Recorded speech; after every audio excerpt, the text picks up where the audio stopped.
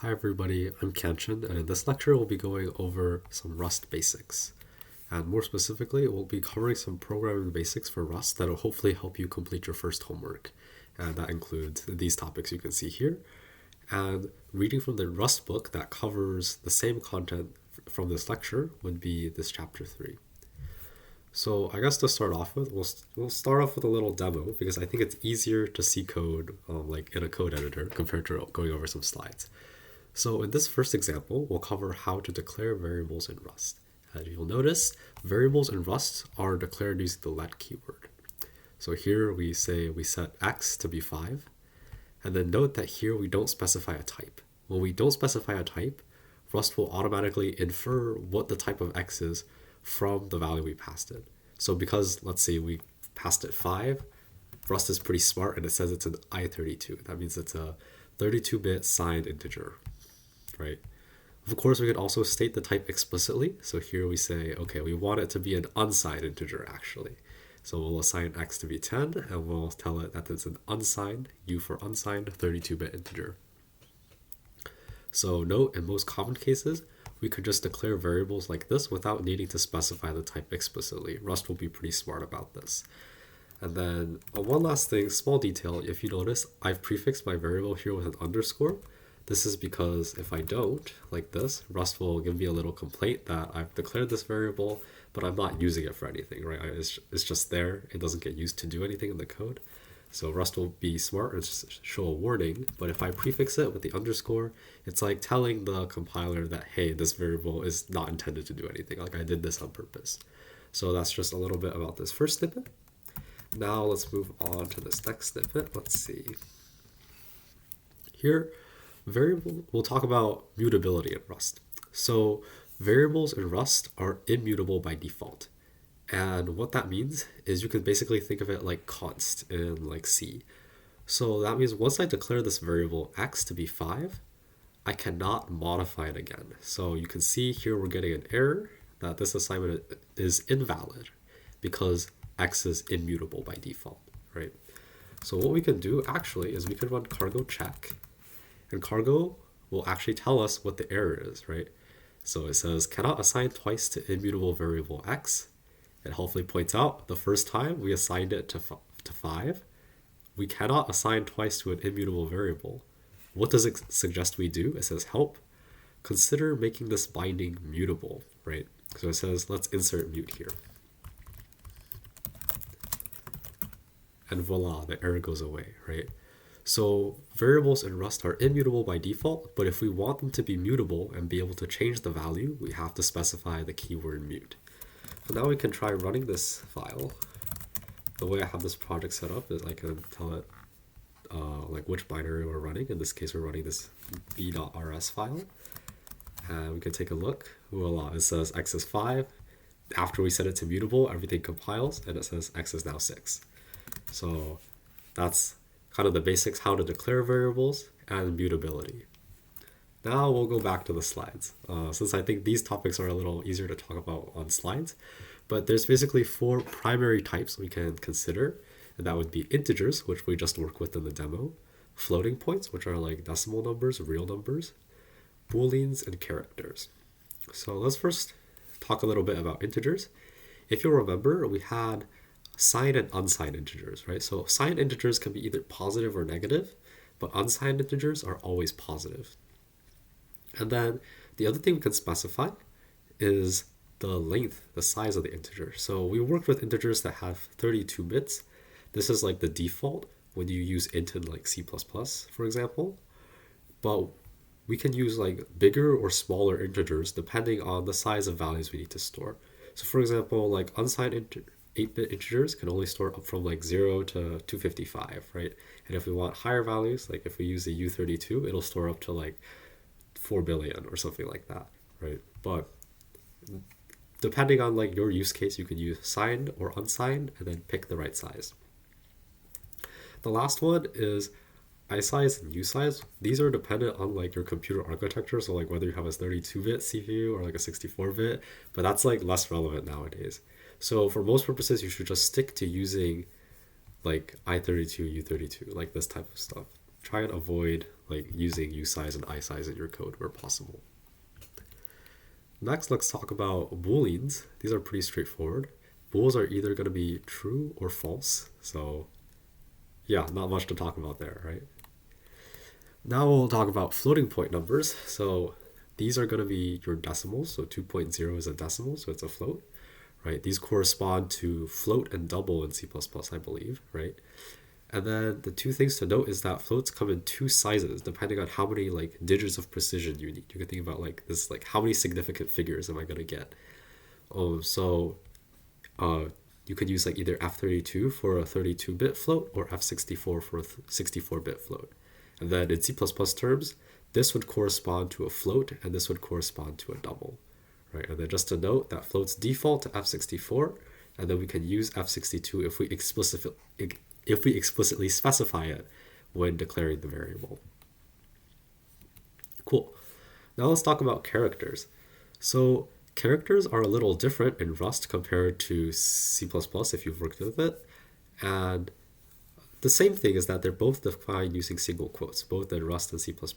But the char type here in Rust is going to be 4 bytes in size, but in C++ it's only 1 byte, right?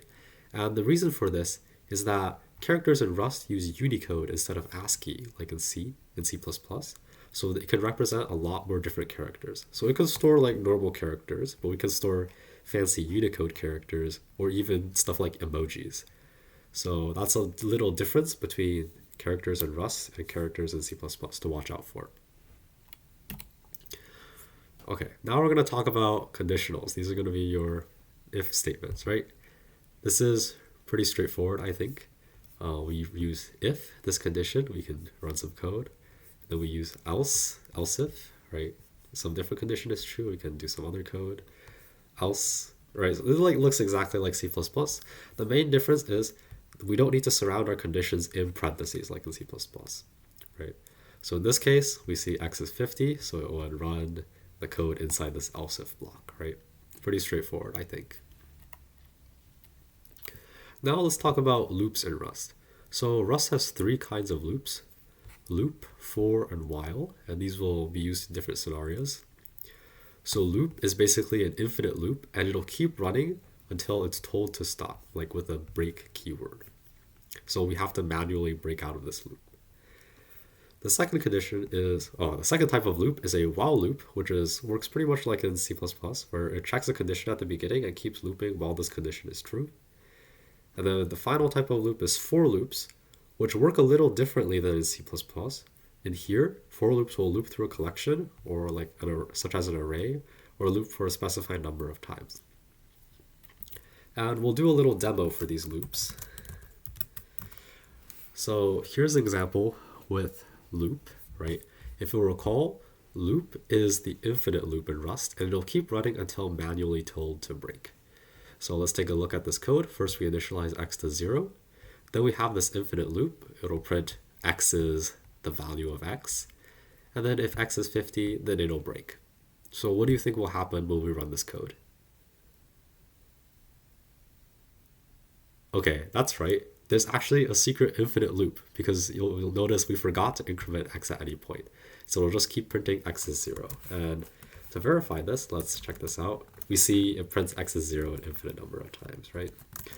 What we can do is we can simply assign, maybe let's make x equals to x plus 1. And if you'll remember, we'll get a little error here because we didn't declare x to be mutable. And now let's try to run this code again. Ta-da! And it prints. We go all the way from, 0 to 50. Perfect, right? So the other way we can do this is with a while loop, right? So instead of loop and then checking this condition and breaking out, we can just say while x is less than or equal to 50. Let's check this out. This code should run similarly, right? So while x is less than or equal to 50, we're just going to add 1 to x and print it out. So you can see, voila, the code works as expected, right? That should both be pretty straightforward.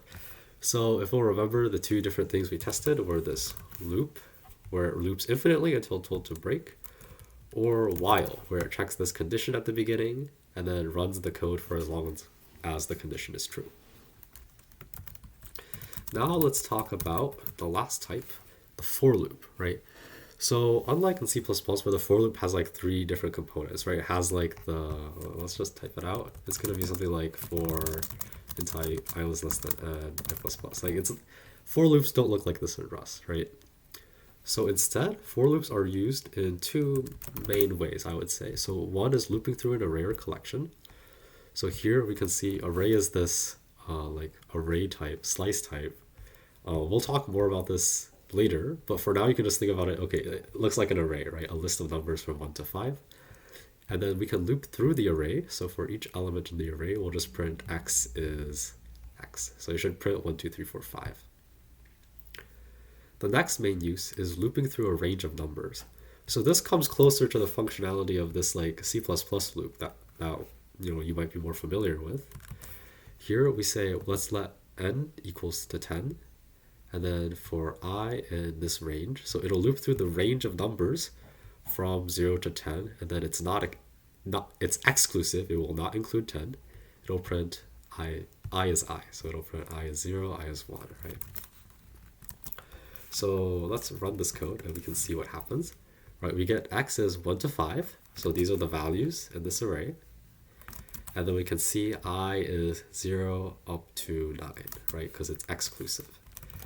To make it inclusive, we could put the equal sign. I think that'll make it inclusive, and we can see it prints up to 10. So the main use of for loops is one, looping through an array or a collection, like this array here, or we could use it to loop through a range of numbers with this syntax, right? It's starting point, dot, dot, your ending point. And the ending point is exclusive unless we add the equal sign. So that's the little demo for loops in Rust. Okay, the last topic we're going to talk about is functions. So here's a pretty straightforward function. We can see we declared the function with this fn keyword. We say the function name is +1. It's going to take two arguments, x, which is an I32, so a 32-bit signed integer, and then y, which is a boolean. And then it will return a value, which is going to be an I32. And we use this syntax with this right arrow, right? So this is going to determine the return type. Or if the function doesn't return anything, we can just omit this right arrow. So we can see what this function does is pretty straightforward. If y is true, it'll return x plus 1. Else, it'll return x plus 2. Pretty straightforward, right? So the other thing to note about functions is that we don't have to actually explicitly use this return keyword. This is also a valid function. You can see here the only thing we wrote inside the function is x plus 1, right?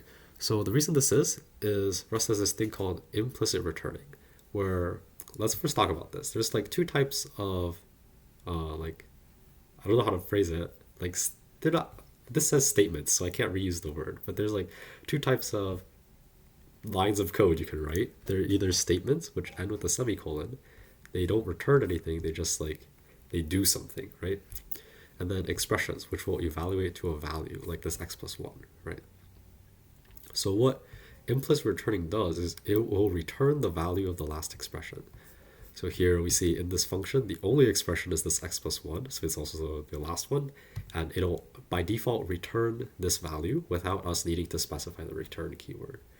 And note, this thing is an expression only because we did not put a semicolon at the end of it. If we did, this code would not work, right? So by omitting the semicolon on the last line, it's basically like says return this value. Okay, as a recap, let's go over what we talked about in this lecture. At the beginning, we had a demo with declaring variables and mutability. Remember that we can choose to specify the type or not, and Rust compiler will be smart enough to figure out the type most of the time. With mutability, remember that variables are immutable by default. That means they're constant, we can't change them. And if we want to change them, we have to use the mute keyword. We covered some basic data types, integers, floats, characters, booleans, right? The main thing to remember is that integers are either signed or unsigned, and we can provide a size, and that characters work a little differently than in C++. Characters here are 4 bytes. Can store Unicode instead of just ASCII. We talked about how to work with conditionals and loops. So that would be is, else if, else, right? That's pretty straightforward. And the 3 different types of loops: loop, while, and for, right? Loop is the infinite loop. While loops work like how'd you expect. and for loops loop through like a collection of elements. And then at the very end, we covered a little bit about functions. And we can use an expression as a return statement at the very end using the implicit returning, right? So that's everything for this lecture. As some announcements, remember that homework 1 was released yesterday. Hopefully this content in this lecture helps you with homework 1, and it'll be due next Tuesday. As a general policy, most assignments will be available for 70% credit for 1 week after the deadline on Prairie Learn. And then last thing is remember to do all the onboarding tasks in the onboarding form if you haven't filled that out. We use this to keep track of who's in our course, who's taking it. So please do that. That would be very helpful. Thank you so much for listening.